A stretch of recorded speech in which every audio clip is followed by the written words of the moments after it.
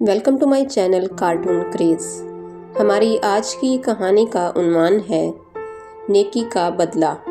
یہ ایک سبق آموز کہانی ہے، تو آئیے سنتے ہیں اس کہانی کو۔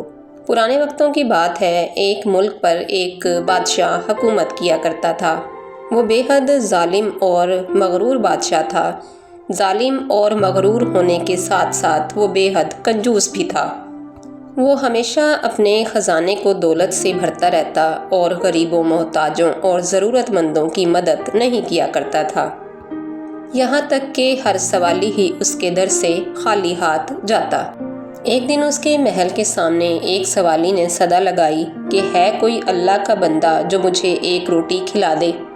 جب بادشاہ نے سوالی کی بات نہ سنی تو سوالی یہ کہتا ہوا وہاں سے چل پڑا کہ دنیا میں عیش کر لو، آخرت میں نقصان اٹھاؤ گے، تمہیں جنت نہیں ملے گی۔ فقیر کی صدا ملکہ نے بھی سنی۔ وہ اپنی خادماؤں کے ساتھ محل کے دروازے تک آئی۔ اس نے دیکھا کہ فقیر سر جھکا کر کچھ کہتے ہوئے اپنی کٹیا کی طرف چلا جا رہا ہے۔ جب اس نے غور سے سنا تو فقیر کہہ رہا تھا، دنیا فانی ہے، جو اس دنیا میں آیا ہے وہ واپس بھی جائے گا۔ کیا بڑے بڑے محلوں والے، کیا میرے جیسے فقیر، سبھی کو جانا ہوگا۔ جو اس دنیا میں نیک اعمال کرے گا اسے جنت ملے گی، اور جو برے کام کرے گا، غریبوں کی پرواہ نہیں کرے گا، وہ آخرت میں نقصان اٹھائے گا۔ فقیر کی یہ باتیں سن کر ملکہ بے حد پریشان ہو گئی اور بے حد افسردہ بھی، کیونکہ فقیر کی باتوں نے ملکہ کے دل پر گہرا اثر چھوڑا تھا۔ ملکہ نے اپنی خادمہ کے ہاتھ فقیر کو کھانا بھجوایا۔ اس پر فقیر نے ملکہ کو جنت میں جانے اور دنیا میں نیک اعمال کرنے کی دعا دی اور چلتا بنا۔ رات ہوئی تو بادشاہ اپنے محل نما کمرے میں جا کر سو گئے۔ انہوں نے خواب دیکھا کہ ایک بہت بڑا محل ہے جس کے چاروں طرف بہت خوبصورت باغات ہیں۔ یہ باغات میووں اور پھلوں سے لدے ہوئے ہیں۔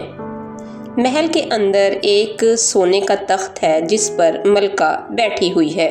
ملکہ نے بے حد خوبصورت لباس پہنا ہوا ہے، اور اسی دوران بادشاہ بھی اس محل میں داخل ہونے کی کوشش کرتا ہے، لیکن درباری اسے دھکے دے کر باہر نکال دیتے ہیں۔ بادشاہ گھبرا کر فوراً اٹھ بیٹھتے ہیں اور اس خواب کے بارے میں سوچنے لگتے ہیں۔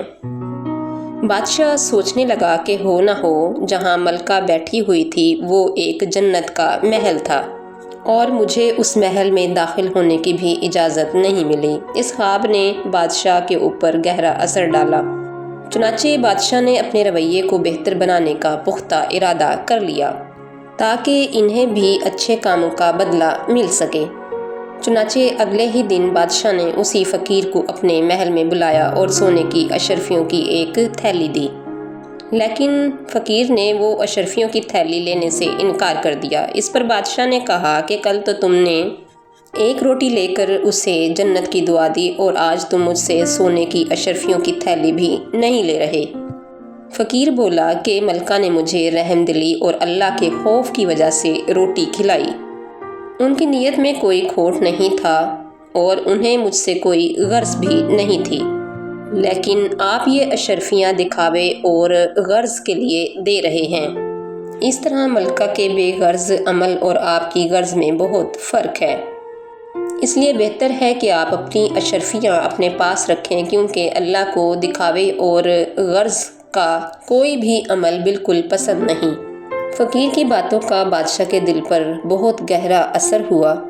اس کے بعد بادشاہ نے دکھاوے، لالچ اور خود غرضی کے کاموں سے منہ موڑ لیا اور اپنی رعایا کی ضرورتوں کا خیال رکھنے لگا۔ بادشاہ کے اس نیک عمل سے تھوڑے ہی عرصے میں بادشاہ کی رعایا بے حد خوشحال ہو گئی۔ یہ سچ ہے کہ اگر بادشاہ کی نیت صاف ہو تو رعایا پر اللہ تعالیٰ کا فضل و کرم ہونے لگتا ہے۔ اس کہانی سے ہمیں بہت سے سبق حاصل ہوتے ہیں۔ اس کہانی سے ہمیں یہ سبق حاصل ہوتا ہے کہ ہمیں ہمیشہ ضرورت مندوں، محتاجوں کی مدد کرنی چاہیے۔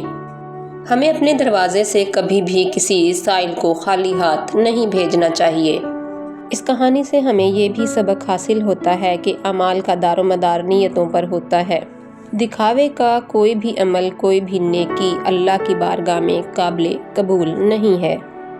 اس لیے ہمیں ہر نیک کام اللہ تعالیٰ کی رضا اور خوشنودی کے لیے کرنا چاہیے۔ اس کہانی سے ہمیں یہ بھی سبق حاصل ہوتا ہے کہ اگر حکومتوں کے سربراہ اور اداروں کے سربراہ اگر اپنی عوام کے ساتھ مخلص ہوں اور ان کی ضرورتوں کا خیال رکھیں تو کوئی بھی ملک ترقی کی راہ پر گامزن ہو سکتا ہے اور اس کی عوام جلد ہی خوشحال ہو سکتی ہے۔ اللہ تعالیٰ ہمیں بھی ان تمام باتوں پر عمل کرنے کی توفیق عطا فرمائے، آمین ثم آمین۔ اگر آپ کو میری یہ کہانی پسند آئی ہو تو میرے چینل کارٹون کریز کو لائک کریں، سبسکرائب کریں۔